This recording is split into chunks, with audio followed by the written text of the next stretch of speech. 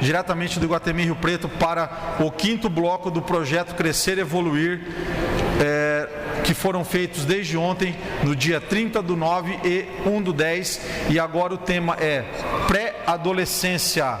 Para quem tem um adolescente em casa ou um pré-adolescente, vocês sabem da dificuldade que é ter uma pessoa dessa em casa.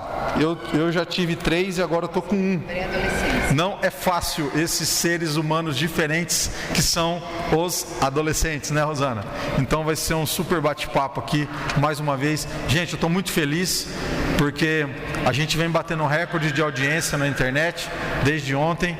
Ontem nós chegamos a 1.500 pessoas nos assistindo ao vivo. É um número expressivo para quem está ali online assistindo a todas as palestras, né, dentro da nossa região, sem contar que tudo que está sendo feito aqui está sendo gravado, editado, depois também irá para nossas plataformas do YouTube. Na hora que nós terminarmos o bate-papo aqui, gostaria que vocês se dirijam ao nosso estúdio CBN, no lounge ali fora, onde a Sofia vai gravar com vocês um pouquinho do que vocês falaram aqui, para a gente colocar também na CBN, em parceria com a CBN, tá bom? Então já estou dando um recado para não esquecer, porque às vezes a gente acaba se confundindo. Eu gostaria que cada um de vocês, o doutor já está com o microfone aí, gostaria que cada um de vocês se apresentasse, falasse um pouquinho do que vocês fazem, para a gente depois começar aqui a roda de bate-papo. Doutor Carlos, por favor. Bom, pessoal, primeiramente, boa noite, agradecer a presença de todos, agradecer ao meu grande amigo Renato, a Kelly, agradecer a essa oportunidade de poder estar com os colegas médicos, a Mila, a revista Saúde. Bom, meu nome é Carlos Bedin, eu sou médico tricologista, formei na Federal do Rio Grande do Norte e fiz pós-graduação médica em tricologia no Instituto Médico de São Paulo. Rosana, por favor. Bom, boa noite, eu sou Rosana, sou psicopedagoga, especialista em medicina comportamental. Faço atendimento clínico para pessoas que tenham alguma necessidade de inclusão escolar ou laboral. A culpa de eu estar aqui é do Renato, porque uma das coisas que a gente discute muito é isso, que nos procuram por causa dos adolescentes e, na verdade, a gente tem visto um grande aumento na demanda de atender os pais, de atender a família, né? E por isso que eu coloquei na revista o artigo de que a gente faz aquilo que a gente dá conta, porque nós não somos especialistas, filho não vem com bula, né? E estamos aqui mais para dividir as dúvidas do que as especialidades, porque isso só qualquer curso dá. Doutora Clícia, por favor. Gente, boa noite. Eu sou a Clícia Quadros, eu sou ginecologista, eu sou formada em Catanduva, tem 12 anos que eu voltei aqui para minha terra, que eu sou de São José do Rio Preto mesmo. Então, há 12 anos estou aqui atuando. Hoje, meu foco é direcionado para a saúde da mulher, no geral, em qualquer idade, desde pré-adolescente, adolescente, até a mulher madura. Legal, doutor. Doutor Daniel. Boa noite, eu sou Daniel Bedran, sou ortopedista, formado pela USP de Ribeirão Preto, onde eu fiz a minha residência de ortopedia e cirurgia de coluna. Atualmente eu estou fazendo uma pós em cirurgia minimamente invasiva.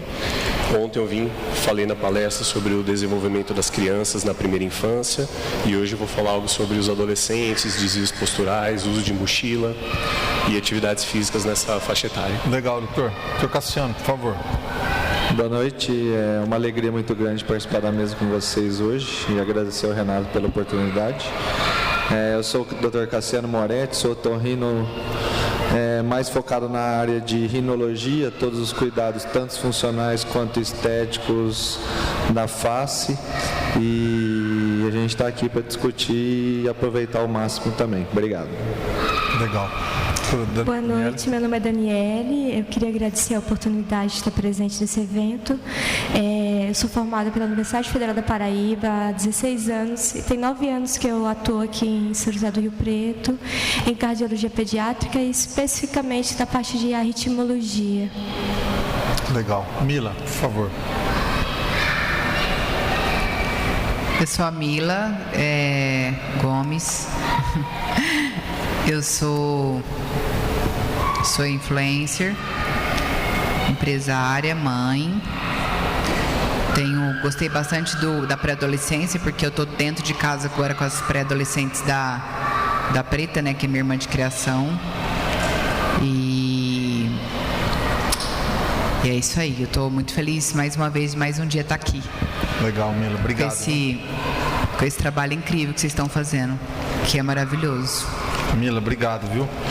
A gente hoje recebeu alguns feedbacks pela manhã, eu e a Kelly, e assim, eu fico muito feliz de poder ter apoiado essa ideia da Kelly, porque para mim no começo foi um pouco difícil, porque a gente está muito mais voltado para a área comercial mesmo, de divulgação do consultório, de levar resultado para o médico, e a Kelly veio com uma outra vertente para isso, que talvez a informação que salva, levada por vocês, que são profissionais qualificados, traz também muito resultado, não só em termos financeiros, mas traz resultado muito importante para quem está nos escutando, né? Isso acaba virando também, volta para vocês, mas quando a pessoa tem essa informação, ela tem liberdade, né, Kelly? Eu acho que isso aí foi uma das coisas que você pensou, e hoje você, depois a gente conseguiu, unindo forças, conseguiu implantar isso, e cada dia que passa, cada bloco que a gente faz,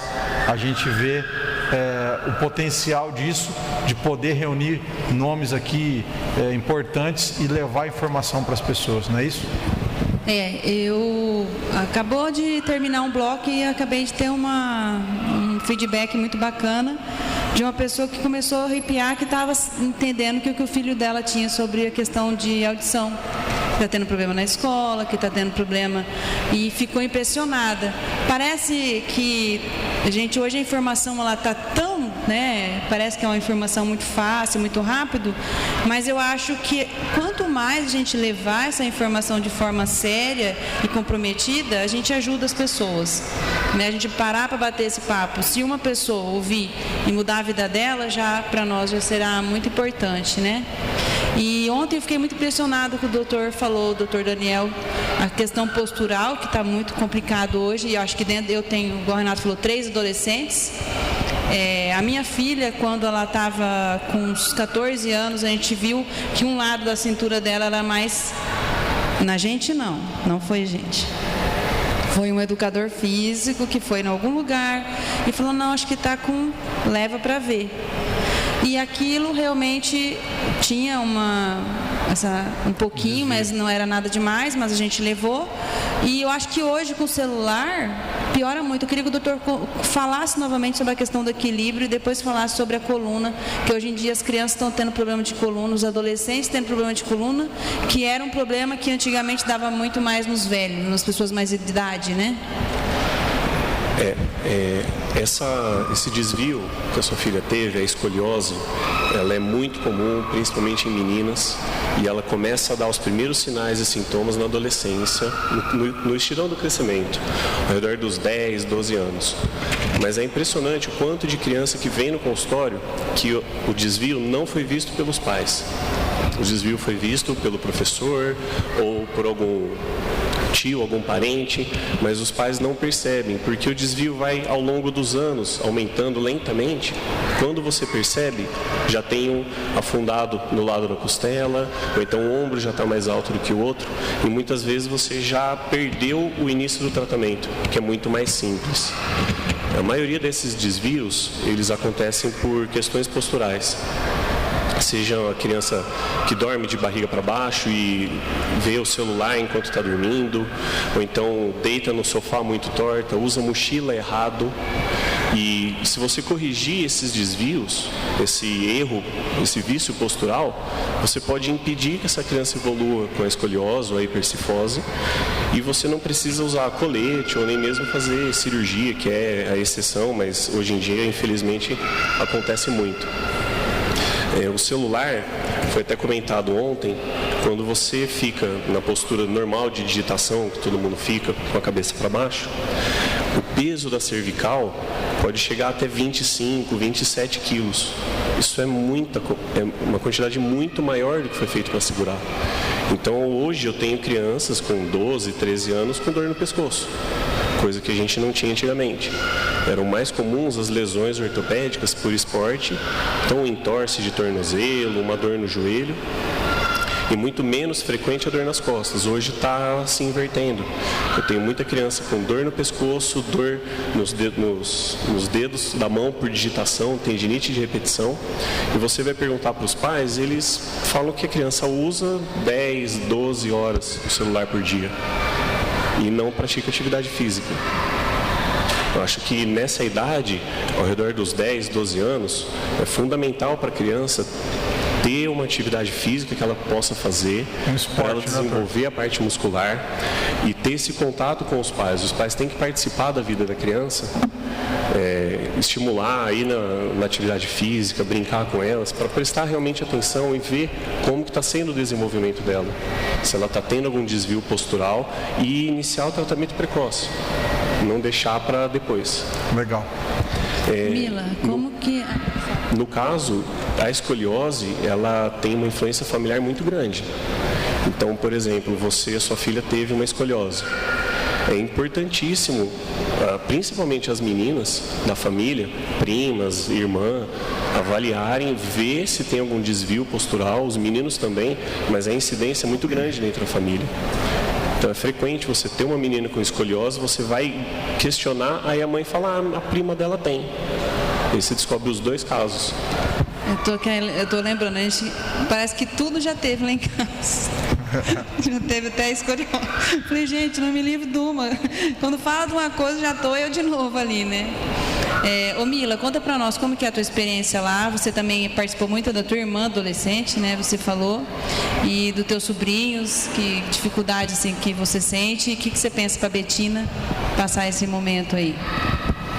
Eu acho que agora que com a internet a gente fica muito mais preocupada, né? Que na nossa adolescência, eu nos meus 14 anos, eu falo que eu tive dó, assim, eu desde muito pequena, eu já cresci querendo trabalhar, né? Então eu comecei tipo com 5 anos querendo ter meu dinheiro. Então vocês imaginam. Então eu tinha loucura para fazer 18 anos e para trabalhar na rua, né? Porque trabalhar em várias coisas antes dos 18 eu trabalhei. E não tinha internet, não tinha esse trem de telefone, não tinha essas distrações que a gente tem hoje. E com 14 anos eu lembro que eu era muito rebelde com minha mãe, porque eu queria ser dona do mundo e minha mãe me prendia muito. E hoje eu vejo a Ana Beatriz da Preta, que está com 14 anos, e a Débora, que está com 11, porque hoje a adolescência está bem mais, né? Tipo, 11 anos 11 anos eu brincava de boneca ainda. Mas tá totalmente muito precoce tudo, né? Tá assim, muito adiantado. Menina de 8 anos de idade, com um assunto que adulto fala. Então, assim, a TV também, YouTube, N coisas, né? Então... Facilidade da internet, né? Tá, eu não sei, assim, o Rodrigo, a gente demorou muito querer ter filho, porque ele falava assim, a gente trabalha muito, a gente não vai dar tempo de educar os filhos, a gente não quer educar os filhos para professor, para a sociedade. Eu falei, e ai, que medo da adolescência. Então, assim, se a gente for pensar, a gente não tem filho. Elas já foram no ginecologista, as meninas? Já levou? As meninas, não, nunca fui, não levei. E assim, vou falar uma coisa de mim, porque a minha mãe foi criada na fazenda, foi uma criação assim, totalmente... Eu não tive papo de ginecologista com minha mãe. Eu fui na ginecologista sozinha quando eu mudei para Rio Preto, quando eu tinha 18 anos. Olha isso. Então, tipo, anticoncepcional, essas coisas, tudo eu que fui atrás. Porque eu via minhas amigas falando, né? Agora, você imagina se eu não tivesse assim, uma informação fora da minha casa, porque hoje em dia fala assim, engravidou porque quis, porque a informação tá aí, entendeu? Eu acho maravilhoso o ginecologista, porque daí você pega a tua filha e fala, explica tudo. eu acho assim, quando as duas já ficaram, assim, eu não quero nem entrar, você pode conversa, explica tudo, eu acho ótimo, acho que é uma dica para as mães que esse momento da adolescência, a mãe fica meio em pânico, sabia? Não, é muito importante, tipo assim, as duas já ficaram menstruadas, já ficaram mocinhas, uma com 11 e uma com 13. A de 11 ficou primeiro do que a de 13. Então, você imagina na cabecinha da de 13, que queria ficar mocinha. Eu vou passar para a Clícia aqui, para a Clícia falar como que funciona esse primeiro contato com essa menina, né, doutora? Para ir no ginecologista, como que é, até para responder para você como que faz. Não, deixa eu só concluir uma coisa. Aí eu peguei e falei assim, porque também a preta, coitada, não tem muita informação. E minha mãe, até hoje é do mesmo jeito. Eu peguei e falei, tia, precisa conversar com vocês, né? Aí eu sentei com a de 11 primeiro, que ficou primeiro, contei, conversei, falei, a partir de hoje é assim, assim, assim, né? Aí contei tudo para ela. E a de 13 também peguei e conversei, porque às vezes fala, meu Deus, tá saindo sangue de mim, não sei, né, porque... O que está acontecendo? O que está acontecendo? Agora vai tudo mudar. Eu falei, agora às vezes você vai ficar irritada, chama TPM, entendeu? Você vai querer, já come chocolate muito doce também, às vezes. Falei, a tia não tem, graças a Deus. Nós sabemos que mas é TPM. Talvez é mudança de hormônio, né? Agora você tá com a perninha fechada. Tem que trocar o absorvente assim, assim, assim. Tem que dobrar ele assim, assim, quando usa. Então, assim, eu que passei tudo para elas. Porque igual elas não tiveram, a preta não teve, porque minha mãe que criou a preta. E eu também não tive. E eu falei, gente, alguém tem que instruir elas, né? Porque não vou deixar as amiguinhas instruir, né? Então, e aí tem que levar, né, doutora? Igual eu não vou deixar para levar com 18 anos. Doutora, só já emendando para você já dar continuidade, ainda é um grande tabu?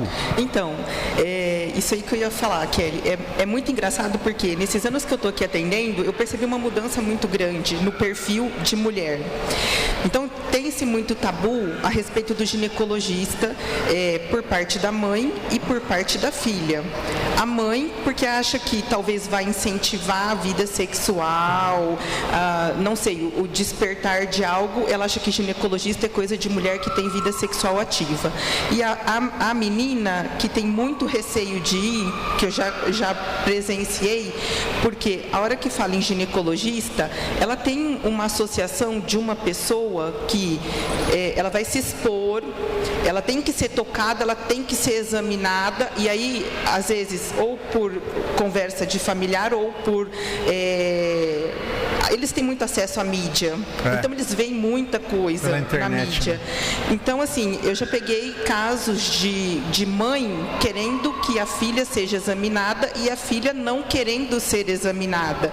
Mas o exame ginecológico, assim, não você ter que fazer o exame igual de uma mulher que tem vida sexual ativa. Então, assim, o que eu converso muito, hoje eu atendo muito filhas de minhas pacientes.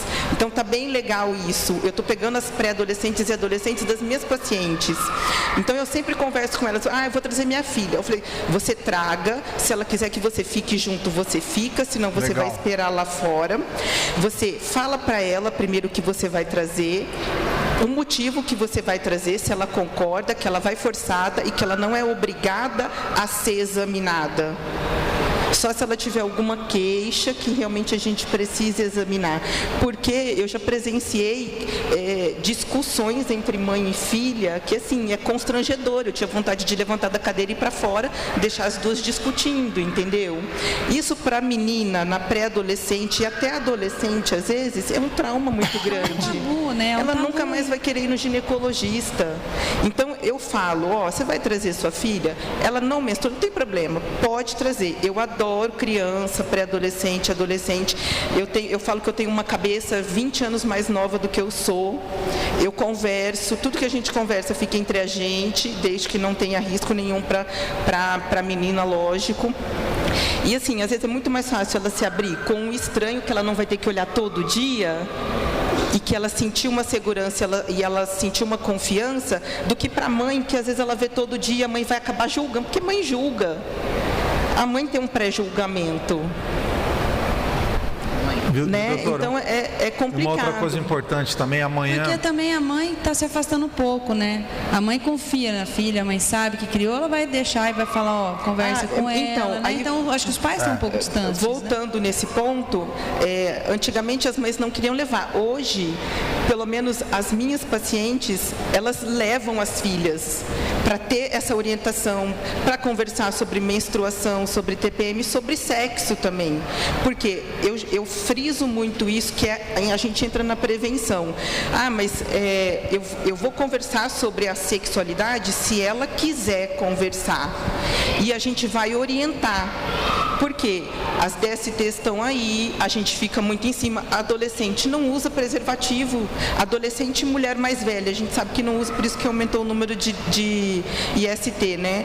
Então, assim, eu dou muito espaço. Ela vem uma vez, a gente conversa, ela vem duas, a hora que ela se sente à vontade, a gente examina. E eu vou sempre batendo nessa tecla para orientar, coisa que às vezes a mãe fala, santo de casa não faz milagre, às vezes também, né?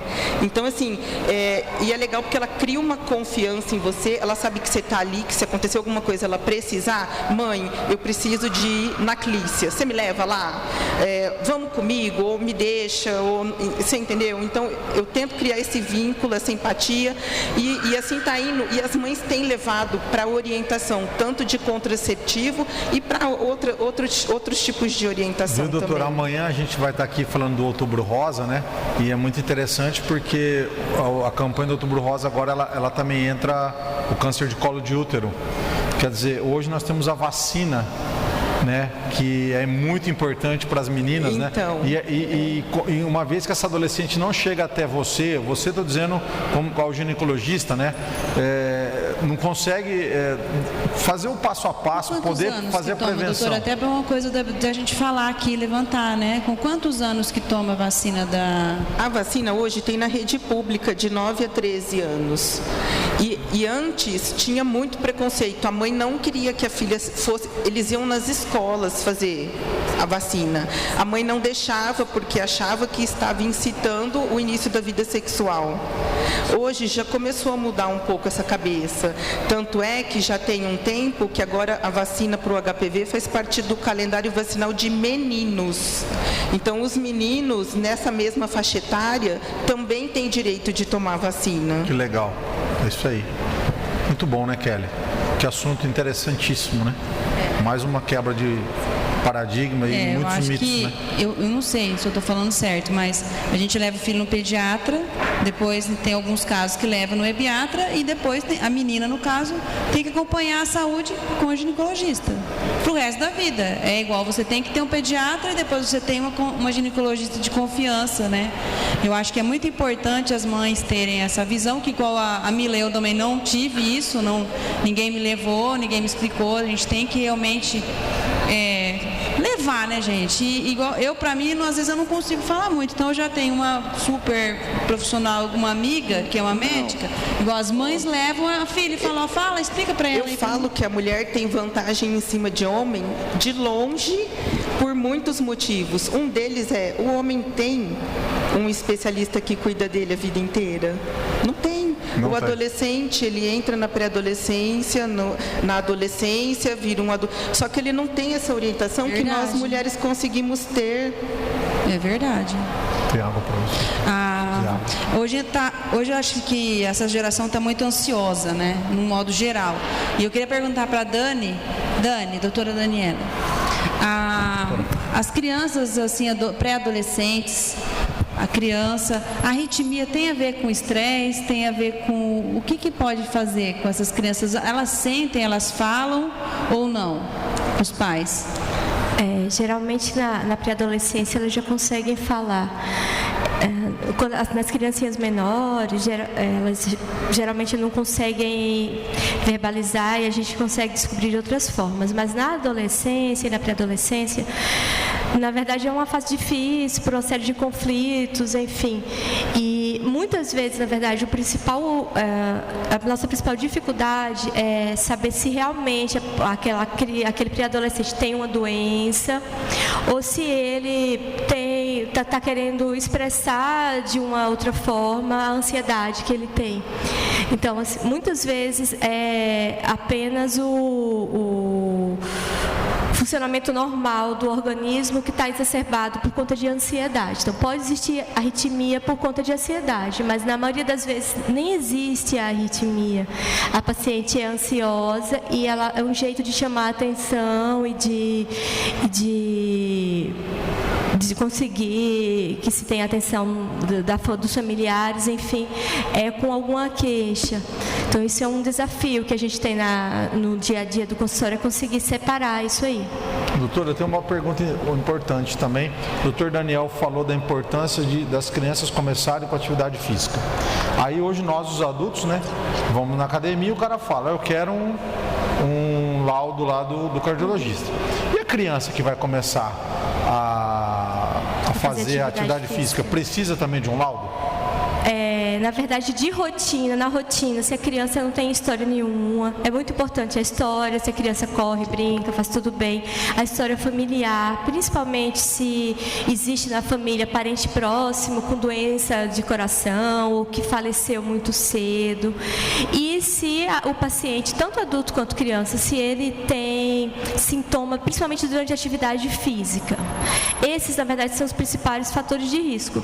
Se o paciente é assintomático, principalmente na primeira infância, até os 10 anos antes da pré-adolescência, não necessariamente precisa ser feita uma avaliação, principalmente para esporte recreativo. Naqueles casos de esporte competitivo, mas na fase da pré-adolescência e adolescência, por conta de alteração hormonal, também existe uma série de mudanças, e principalmente se for esporte competitivo, aí o ideal é passar por uma avaliação, pelo menos um exame físico, um eletrocardiograma, e dependendo de cada caso, algum exame mais específico. E sempre chamando a atenção o que a gente precisa trazer para o médico, para o cardiologista principalmente, aqueles casos que o paciente tem queixa com atividade física, que tem história familiar de que alguém morreu na família, principalmente jovem, abaixo de 40 anos, ou que perdeu um irmão, uma mãe que perdeu um outro filho muito cedo. Esses casos são de maior risco. Então, esses casos, atento aos sinais, né? Porque em alguns casos, na verdade, atividade física é o que a gente fala, é uma das primeiras coisas que a gente recomenda para a população em geral, como cardiologista, obviamente. Mas em algumas doenças específicas, a atividade física pode fazer mal, inclusive. É o caso dos atletas que a gente vê frequentemente morrer no meio de uma partida de futebol. Na maioria das vezes, eles morrem por alguma cardiopatia, por alguma arritmia grave que não tinha diagnóstico, apesar de ele estar jogando num clube de alto nível, por exemplo. Então, minha intenção não é assustar ninguém, obviamente, mas assim, naqueles casos em que existem sintomas com atividade ou existe uma história positiva, familiar, esses casos, o ideal é que eles sejam avaliados para a própria segurança do paciente. Legal. Kelly, eu quero mudar um pouquinho o rumo dessa prosa, que eu tive lá recentemente lá com a Rosana, lá lá não é consultório, né, Rosana? Lá sala de diversão. É uma sala de diversão. O dia que eu estava lá foi muito legal, porque tinha um menininho saindo e ele saiu todo feliz de lá. Eu queria que você falasse um pouquinho dessa sua experiência, porque o dia que eu estive lá eu fiquei muito impactado, porque assim, o pai e a mãe, ele carrega uma coisa, tipo assim, ontem até a gente falou sobre isso, parece que eu estou errando, esse peso, sabe, dessa questão de que, nossa, a Kelly, o nosso... não está aqui, não chegou ainda, o Arthur, ele está fazendo 17 anos. O dia que a gente descobriu que ele tinha TDAH, foi uma libertação tão grande para nós, sabe? Porque a gente sabia com que a gente estava lidando, e ele é um menino sensacional. Então, eu queria que você falasse o que pode ser feito, além de você cuidar de quem tem, de repente, uma dificuldade, mas você também tem uma questão que você ajuda a potencializar. Eu sei que você já ajudou a gente a passar em vestibular, ajudou a gente a passar em concurso. Como é que é isso aí, levando em consideração a vida do adolescente? E a gente faz o que dá conta de fazer, que essa aí eu vou levar para a minha vida, que é uma frase da Rosana Malerba, e que para vocês que são pais mais novos, aí eu e a Kelly, a gente já tem, eu brinco, viu, Mila? 72 filhos, a gente brinca, né, que pegou, a gente tem filho de 19, 18, 17 agora, e 20, isso, 18, 17 e 10. Então, a gente faz o que dá conta de fazer. É isso aí, Rosana. Eu acho que esse é o principal colo que a gente dá para os pais, porque muitas vezes eles dizem isso: e se eu tivesse feito diferente antes? O que eu tinha que ter feito então para que, né, a gente não estivesse vivendo isso agora?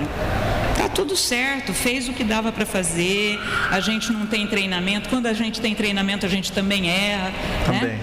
Agora, com relação à pré-adolescência, eu vejo que existe um desafio bastante pontual aí na família, que é o seguinte: além das mudanças biológicas e comportamentais da meninada, a gente tem pais em estado de alerta, a gente tem pais em uma situação apreensiva, né?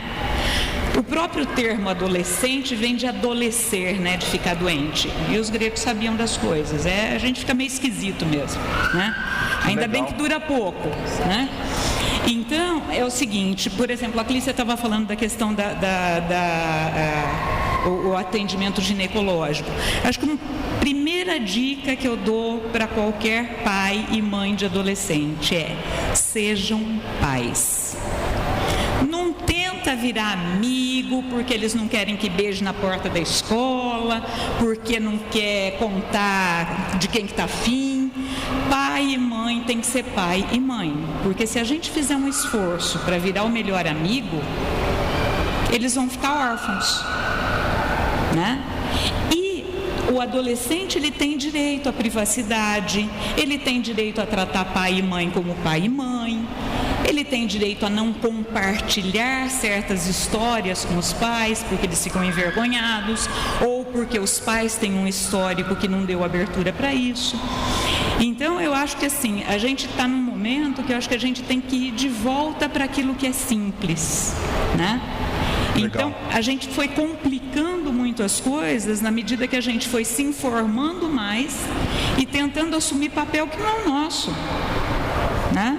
Então, por exemplo, na área terapêutica, não adianta você querer tratar do teu filho, do teu sobrinho, não. Vai para outro profissional. Porque quando tem emoção envolvida, a conversa é outra, né? A teoria muda, às vezes as pessoas não conseguem enxergar certas coisas, seja porque está vendo todo dia, ou seja porque tem dificuldade em aceitar um determinado desvio de comportamento, um desvio de coluna, né? Eu acompanho vários autistas, alguns na fase universitária e outros para inclusão laboral, que foram diagnosticados aos 28, 32, é muito tarde, né? E aí, muitas vezes a gente tem isso. Então na adolescência, quando ele fez isso? Não foi na adolescência, foi ao longo da vida. Se você não viu, tudo bem, a gente vai ver agora, então, como é que a gente encaminha essas coisas, né?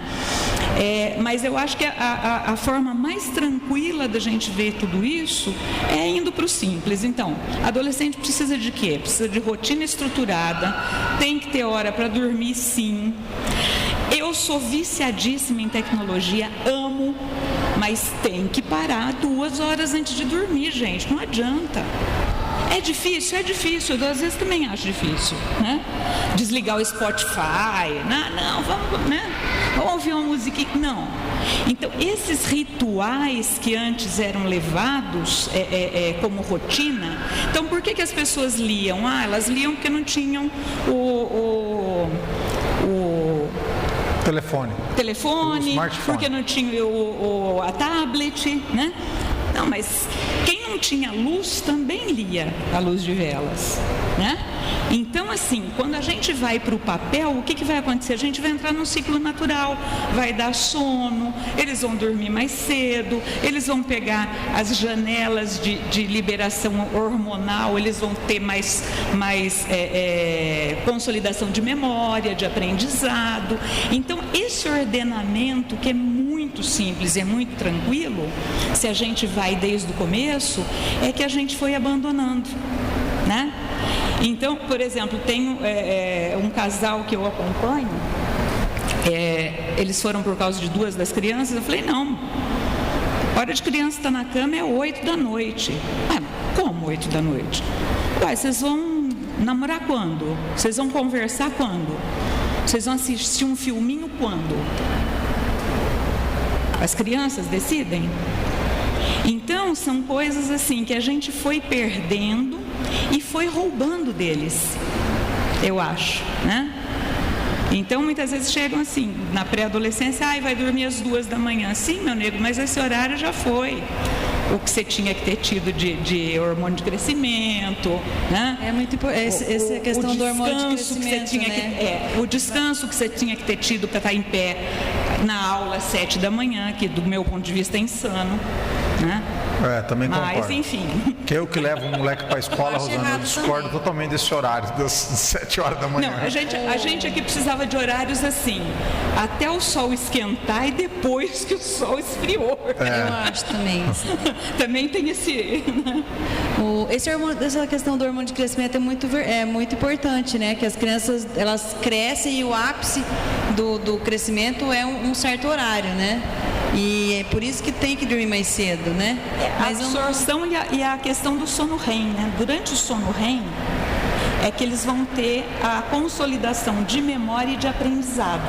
E tem uma coisa, né? Então, aquele soninho que eu peço para fazerem depois do almoço, que é um descansozinho de 20 minutos, 40 minutos, ajuda nisso também, porque eles relaxam, aumenta a produtividade e já começa a consolidar a memória. Alguns dormem, outros não, mas só o relaxamento já ajuda bastante. Que legal. Aí. É uma fase muito assim, né? Faz parte, é normal de adolescente, é muito falado isso, né?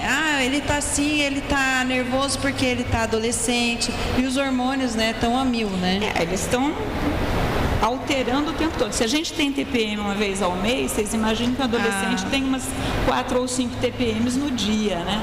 Tem a questão da aceitação do grupo, né? As dúvidas, né? No próximo bloco a gente vai ter... com relação à própria imagem. Então tem uma série de coisas assim que representam sofrimento para eles e para a família, né? Uma psiquiatra até ela falou comigo esses dias, ela falou que essa parte da adolescência é tanto hormônio que é uma coisa absurda que está acontecendo no organismo. Então que é muito importante os pais ficarem atentos, né? Eu acho que essa questão atrapalha até na questão do corpo e tudo mais, né, Carlos? Até porque muito adolescente começa a cair cabelo. O que acontece muito nessa parte? Eu queria que você respondesse para nós um pouco disso. Porque muda tanto o corpo que tem criança que começa a ter queda também de cabelo, muda o corpo, muda tanta coisa, né? Viu, doutor, já aproveitando que você vai falar, também essa molecada que está muito no boné também, se isso também é um empecilho do crescimento do cabelo, já o mesmo tema aí para você já poder abordar. Não, primeiramente, então, eu queria falar um pouquinho a respeito da evolução. Desde que o bebê nasce, já tem uma constante modificação no cabelo do bebê. Então, a criança nasce com o fio lanugo, que aos poucos vai formando o fio velo, e essa criança, somente aos 10 anos, dos 10 aos 11 anos, que ela terá uma característica de fio adulto, né? Uma pessoa adulta. Aí, quando o cabelo quando entra essa fase da adolescência, aos 12, 13 anos, tem uma modificação capilar por questão hormonal, né? Tem um aumento importante de estrogênio e progesterona, e mais que tudo a testosterona, né? Então, na mulher, geralmente, vai ter uma modificação, uma mudança na característica do fio, vai ter um escurecimento do fio e o cabelo fica mais crespo, né? Então, muitas vezes perguntam, mas por que, doutor, na minha infância tinha um cabelo loiro e liso, e agora ele está mais escuro e crespo? Por questão hormonal, né? Questão da melanina também. E a pergunta do Renato é a questão do boné. Então, o boné, o que acontece? O boné ele aumenta a sudorese da capilar e aumenta a fricção. Então, isso que faz ocorrer a queda capilar, né? E, geralmente, ao aumentar a oleosidade do cabelo, tem um aumento de hormônio chamado dihidrotestosterona, que é esse hormônio causador da alopecia androgenética, né? Outra coisa importante, no meu consultório eu atendo várias adolescentes, 13, 14 anos, com tricotilomania, né? Que é uma doença psiquiatra, é um quadro depressivo, ansioso depressivo, e é a mania. Fala de novo esse nome aí, doutor. Tricotilomania. É a mania de arrancar fios. Né? Isso. Muitas vezes come, muitas vezes só arranca. Né? E a gente observa no consultório, já tive 3 pacientes com sinais de automutilagem. Né? Então, são pacientes que tentaram suicídio. Geralmente a gente observa que as pacientes vão no consultório com camisa manga comprida, não querendo mostrar a região onde já tentaram fazer a mutilação.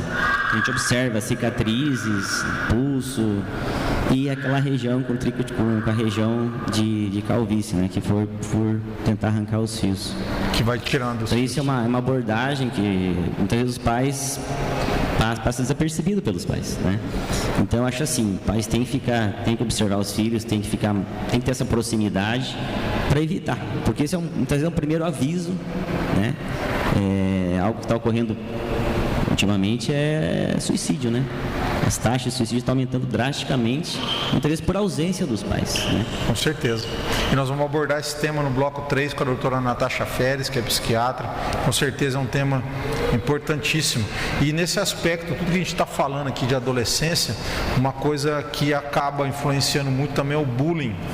Aí eu quero falar com o Dr. Cassiano Moretti, porque uma das coisas que na escola, eu acho que na nossa época talvez era diferente, não sei se hoje está, você no teu dia de consultório, que essa questão daquela orelha de abano e incomoda, é o nariz, né? E também, doutor, para você já abordar isso também, quando já tiver precisar fazer aquela cirurgia funcional, se tiver indicação já da rinoplastia, queria que você abordasse isso, porque eu acho que nós já falamos disso várias vezes lá no seu consultório, né? Porque você acaba atendendo a criança, porque você também faz um pouco da pediatria e acaba lidando com isso aí no seu dia a dia, né? Mas eu queria perguntar antes para a Mila, porque eu acho que bullying é uma coisa que acontece mais até dentro de casa, né? A gente tem irmão, a gente sabe que os irmãos, e é terrível, se ela vê isso lá em casa é um horror. Eu acho que tem hora que você vê um falando com o outro, não é? Eles detonam um detona o outro o tempo todo, e o bullying acontece na escola, acontece dentro de casa. Porque o doutor vai falar um negócio que eu tive muito, que eu tinha uma orelha que se me jogasse para cima eu dava uma planada assim. Eu também fiz cirurgia já. Então quero saber se tem lá na sua casa, que lá em casa tinha muito. Era terrível. Tenho traumas horrorosos. Eu, meu irmão, não. Eu não lembro. Eu tive muito bullying da minha boca, né? Tanto é que eu assumi minha boca faz 2 anos só. Eu sempre tentei esconder, tinha vergonha. Passar batom escuro igual eu tô hoje, jamais passava, porque eu acho que chama muita atenção. E quando alguém falava que minha boca era de preenchimento, eu ficava muito brava.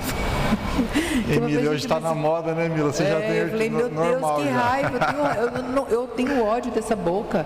Aí esses dias eu parei e falei, gente, assim, esses pouco tempo, por que eu tenho raiva da minha boca? Se todo mundo quer ter uma boca igual eu. Falei, gente, por quê? Por causa da adolescência, o povo me chamava de mula beiçuda, né? E não, meu irmão não tinha bullying. Eu vejo em casa as meninas da preta, tem. Elas o dia inteiro uma cutuca na outra. E eu dou risada, porque eu falei coisa de adolescente mesmo, né? Mas eu e meu irmão não. Mas a orelha minha também, quando eu era pequenininha, minha orelhinha é igual a da minha mãe, de avatar assim, pra cima. Tudo assim, ó, mas eu já fiz cirurgia, então hoje ela é normal. Doutor, o pessoal me chamava de Spock. Tão tranquilo, ó, o doutor vai explicar. Eu acho que as pessoas têm que saber que não é uma coisa absurda. Deixa eu falar um negócio pra vocês. Assim, Deus me perdoa. Mas se a Betina nascesse com a minha orelha, eu acho que ela ia sair do meu útero e já levar pra fazer cirurgia, juro pra vocês. A Lara foi com 5 anos e meio fazer. Medo daquela menina nascer com a orelha igual a minha. É horrível o trauma, gente. Pra que deixar as crianças sofrer? Não, aí ela passou assim, né? Porque a hora que o médico tirou de mim, eu só fiquei assim, doutor. Ele falou assim, Mila, ela é carequinha igual você sonhou, não, né? Eu falei, doutor, e a orelha dela? Ela falou, não, dá pra ver a orelha.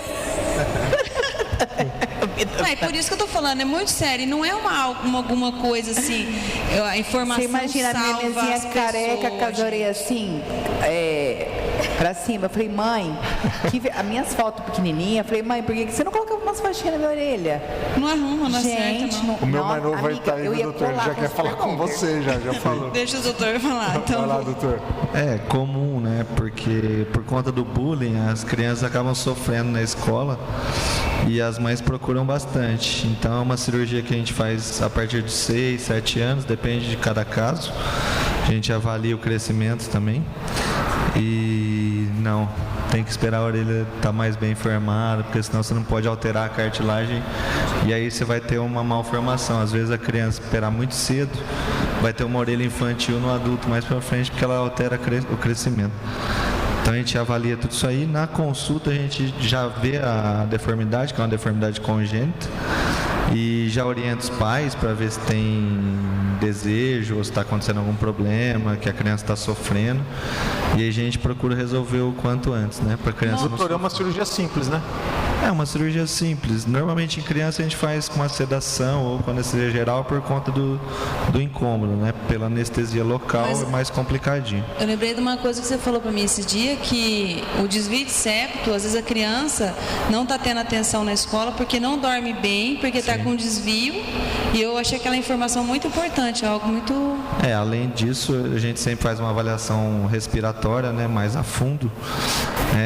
Nessa fase a gente encontra um pouco menos adenoide, mas também encontra desvio de septo. As doenças inflamatórias são as causas de maior obstrução nessa idade. O septo tem um crescimento até os 16 anos, então a gente tem um pouco mais de cuidado nas indicações cirúrgicas nessa idade, porque ainda o septo vai ter um crescimento maior. Mas tem alguns desvios que a gente acaba corrigindo parcialmente, vai acompanhando o crescimento e às vezes pode ter alguma outra correção mais para frente ou não.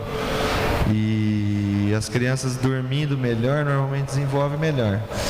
O ideal é sempre a gente estar bem atento antes da adolescência, antes da pré-adolescência, né?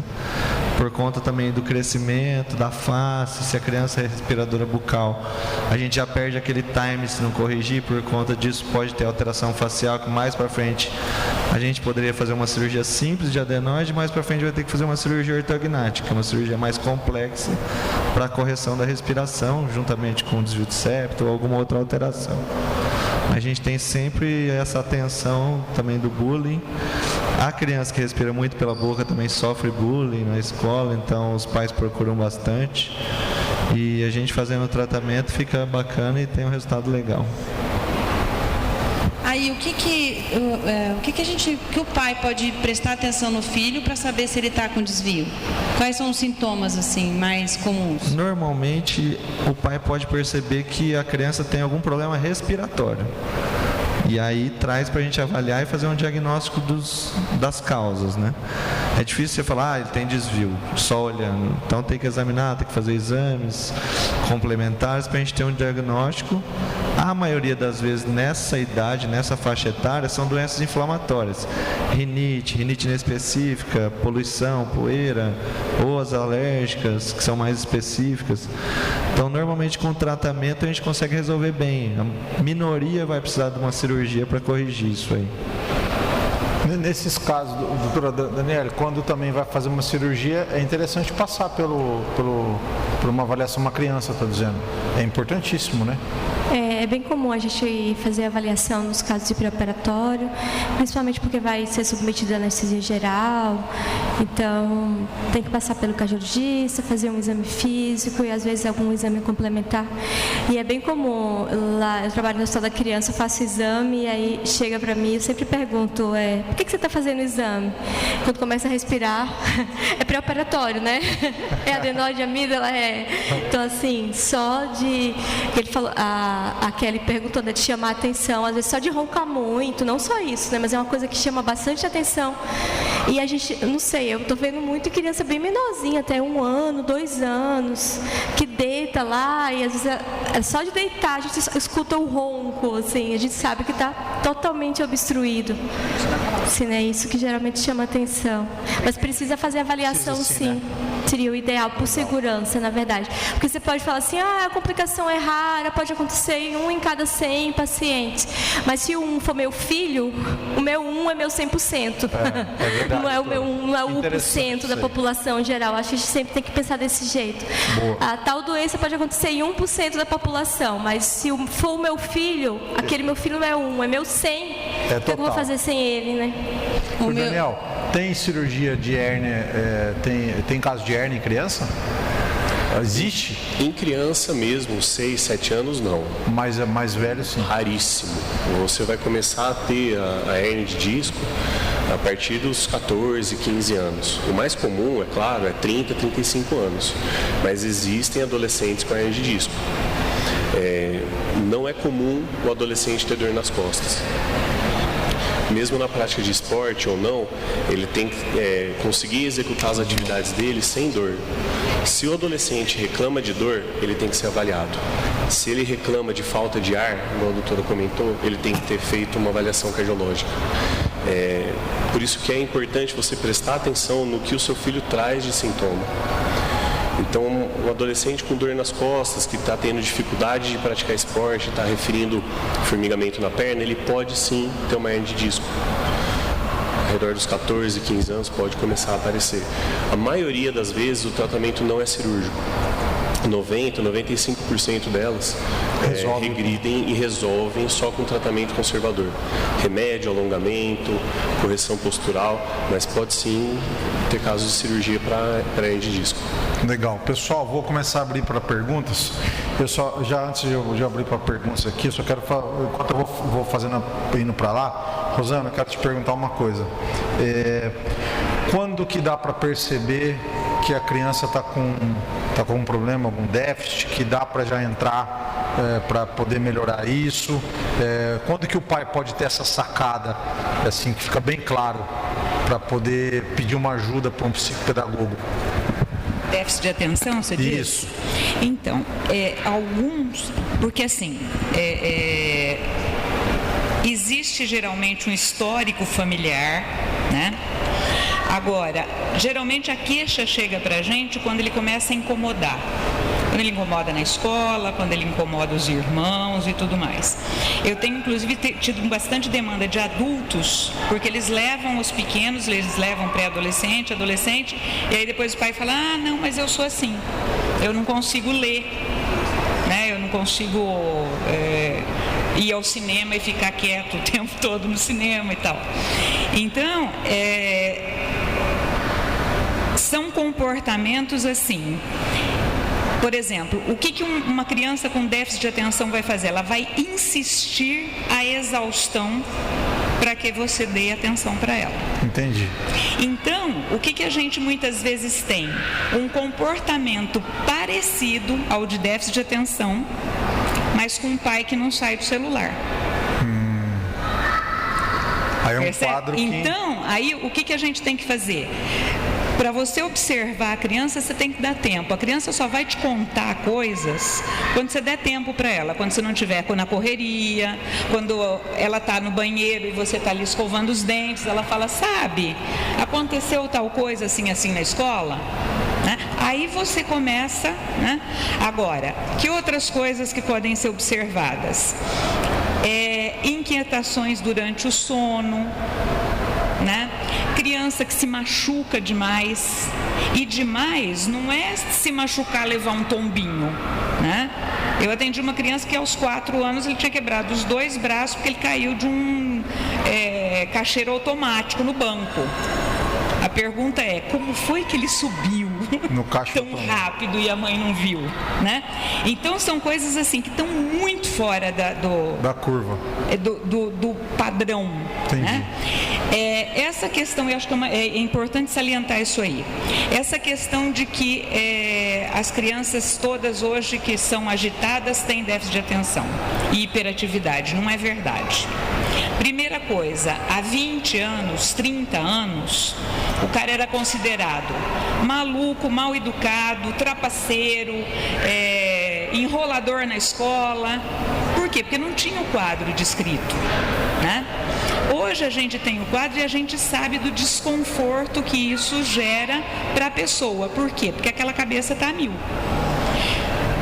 Uma outra coisa que a gente vai ter também é o amadurecimento da parte pré-frontal do cérebro, que vai se dar depois dos 21 anos de idade e que os com déficit de atenção têm mais acentuada. Então, é uma área do cérebro que vai mais lento no TDAH.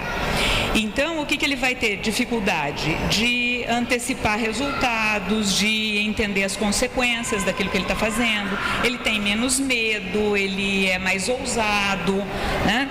Então, são coisas... E por isso que foge do padrão. Toda criança é ousada? Sim. Toda criança quer aventura? Sim. Né?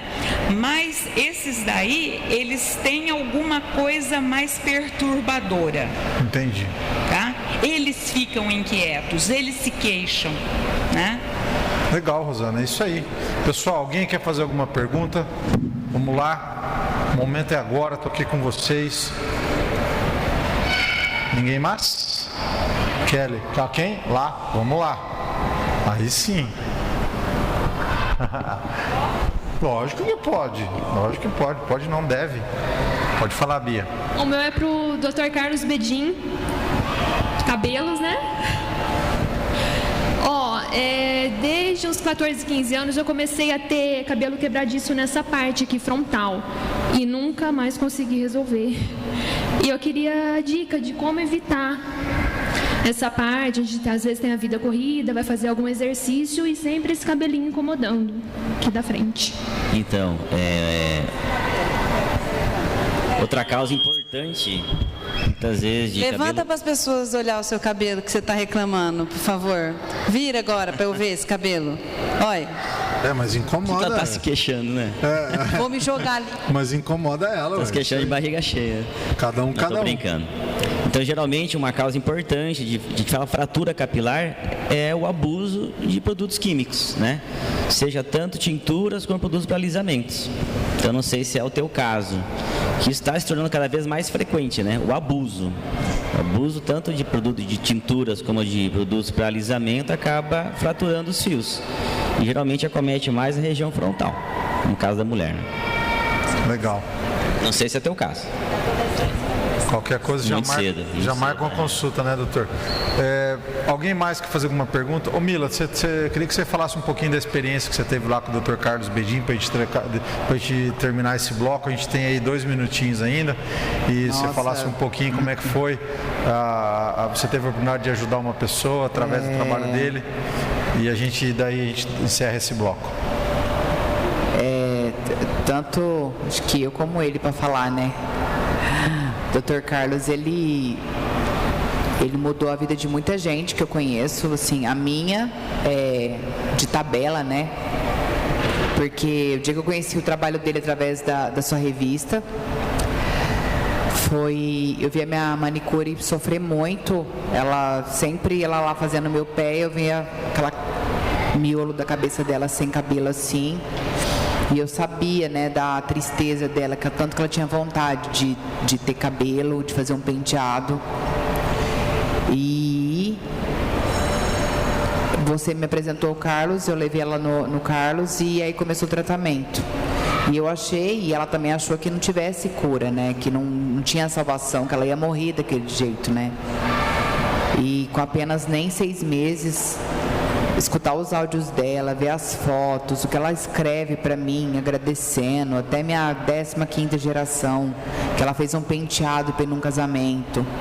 Assim, não tem preço, sabe? Porque é um tratamento que ela, ganhando o que ela ganha, jamais ela poderia pagar, entre aspas, né, doutor? E o que a gente fez, assim, para estar ajudando ela. E depois foram várias pessoas que achava que era muito caro e não é tão caro assim, né? Perto da gente ter a autoestima da gente de volta, o bem-estar, tem coisas que na vida da gente não tem preço, né? Isso é verdade. E ver a felicidade da pessoa, os depoimentos que eu recebo por direct, agradecendo por eu divulgar, tudo que eu divulgo, e principalmente o doutor, é maravilhoso. Não tem preço, é incrível.